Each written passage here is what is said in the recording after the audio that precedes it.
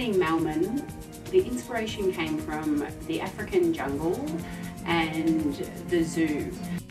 So Melman, his character is a bit of a hypochondriac, so I decided that he was a bit chained to himself. So therefore I created the rope to go around his body to display that part of his personality. So finding out that Declan was a circus performer, we knew we could put him in stilts, so we could raise the height of the giraffe, which made that part very exciting, that he could be bigger than life.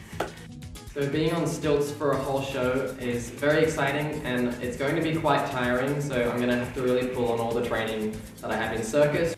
So I'm really excited to the rehearsal process kicking off this week and to shows next week. You can get your tickets right here.